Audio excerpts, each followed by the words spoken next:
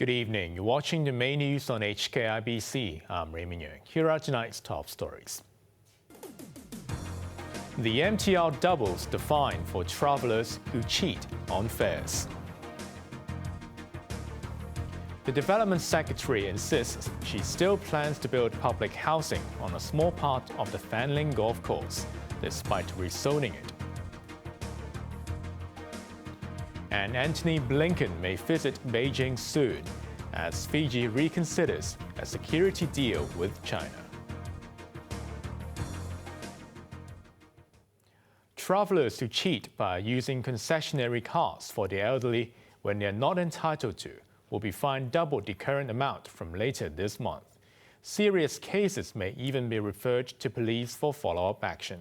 Janice Low reports. Last year, there were over 4,000 suspected cases of people abusing the $2 public transport subsidy for the elderly. More than 95% of the violations occurred on the MTR. The penalty for heavy rail passengers paying less than what they should was last raised 23 years ago. But starting from the 25th of this month, the fine doubles to $1,000.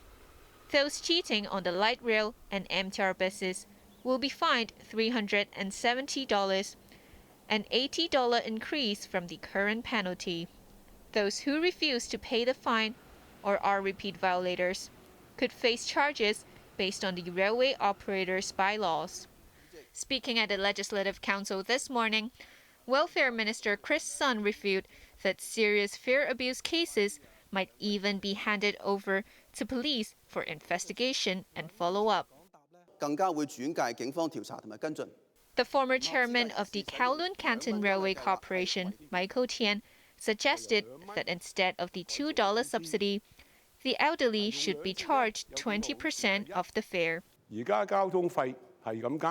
Sun said as the threshold for the scheme was lowered to 60 only a year ago, the government would like to focus on combating fare evasions instead. The authorities spent around $1.2 billion in 2018-19, when the concession fare only covered those aged 65 or above. But the cost jumped to $3.1 billion in the last financial year, when the subsidy was extended to citizens aged 60 to 64. Janice Low, HKIBC. The Executive Council convener has supported the government's bid to seek a court order to ban the 2019 protest song Glory to Hong Kong. The High Court will hear the application on Monday. I think the scope of the prohibition is not clear at this stage because it's pending a court ruling. But I don't think it has anything to do with our Hong Kong people's general freedom of expression. Speaking on a radio program this morning, EXCO member Ronnie Tong said the injunction bid targets the message that the song promotes. The message, he said, violates the one country, two systems principle and the national security law. Tong added that even by humming the tune, a person is deemed to have the intention of promoting the significance of the song. 2 years ago, the High Court ruled that a slogan used in the song constituted secession. The government plans to rezone 10 hectares of land in the Fanling golf course. But Development Secretary Bernadette Lin insists that it still intends to use the area for public housing. Macy Mock reports.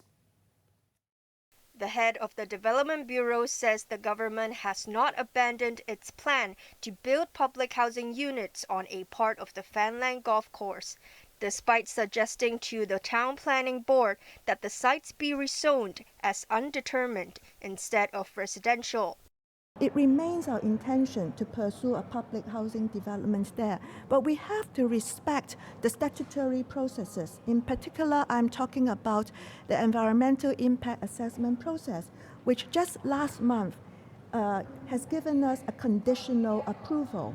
The condition is that we have to review the layout and the density of the public housing development to minimize the impact on the visual and the landscape in that area.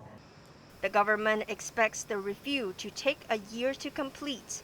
The town planning board is set to discuss rezoning 10 hectares of the golf course land on Monday. Lin said she would not guess whether the board will approve the government's suggestion. The original plan was to build 12,000 public housing flats. Lin said the number might change, but there's no concrete timetable. The influential rural body, the Heung Cook, has suggested making use of abandoned farmland in Shenzhen for public housing, but Lin said the private plots could not be a substitute for the golf course. The Fanling golf course covers 172 hectares, of which 32 hectares will be taken back from the Hong Kong Golf Club in September. Most of the recovered land will be open for public recreation. Maisie Mock, HKIBC. A former opposition district councillor has been accused of defrauding 9 elderly people of almost $1 million. Sources said Raymond Yeung, who used to represent Tung Chung South, is alleged to have made phone calls to swindle the victims, aged 71 to 93. The case came to light when a 90-year-old woman alerted police last Tuesday.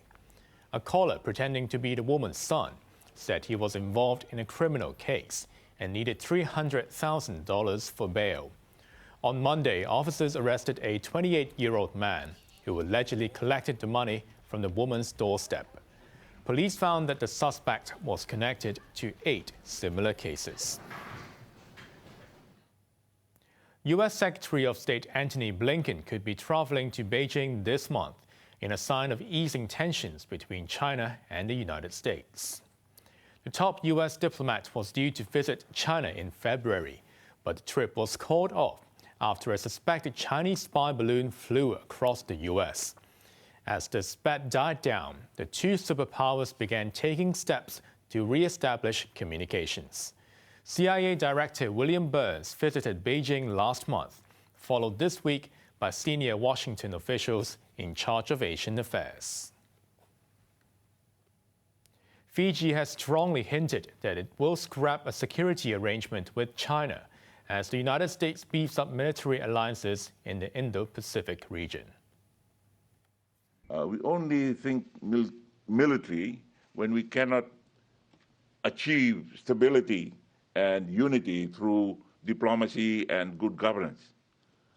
And that's where we tend to succumb to the temptation of who offers better and who offers more.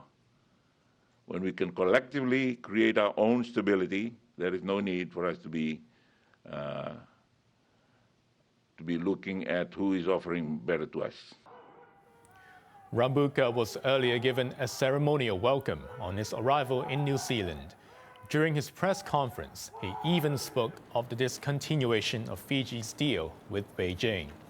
The accord allowed Chinese police to be stationed in the Pacific nation. There is growing fear and misery for people trapped by floods in both Russian-occupied and Ukrainian-controlled areas along the Dnipro River following a dam burst. Evacuation efforts are continuing at full steam, but 42,000 people remain at risk. Food and fresh water supplies are running out. There are no reports of deaths, but 7 people are missing, and there are a number of injuries. Thousands of wild animals were killed after the Kakhovka Dam in a Russian-held area of southern Ukraine collapsed yesterday. Ukraine accused Moscow of blowing up the facility, but Russia blamed Kyiv.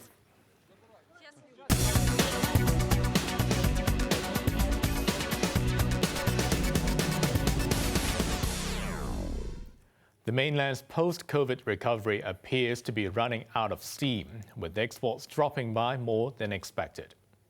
Shipments from the world's second-largest economy in May declined 7.5% from a year ago to $284 billion. Imports totaled $218 billion, a 4.5% contraction, but better than market estimates. The trade surplus shrank to $66 billion from $90 billion in April. Exports registered the biggest retreat since January, as global demand for Chinese goods eased amid rising interest rates. The The trade data weakened the offshore yuan against the US dollar, reflecting concerns over patchy growth prospects. The Hong Kong stock market has risen to a 2-week high, with investors elated by the news that US Secretary of State Antony Blinken plans to visit China in the coming weeks. Strong hopes for more stimulus measures from Beijing also helped to lift the Hang Seng Index by 0.8%. The tech index jumped 2.3%. Alibaba led the charge, climbing 2.1%, and search engine leader Baidu added 2%. Macau casinos also won big, with Sands China surging 3.8% and Galaxy Entertainment adding 2.6%. Now let's take a look at the markets. The Hang Seng Index ended the day up by 152 points. The top 10 active stocks. Tencent gained $4.40. Alibaba was up $1.70, while Meituan was up by also $1.70. BYD Company up 80 cents, while Ping An Insurance was up 55 cents. The forex trading against the Hong Kong dollar, the euro is at 8.4, pound sterling 9.77, while the Australian dollar at 5.25. And in Europe, the London FTSE is currently up by 11 points. And on to the weather. Mostly cloudy tomorrow with occasional showers, but also sunny intervals. Temperatures will range between 27 and 32 degrees. Chance of thunderstorms over the weekend. Now let's take a look at the weather around the world.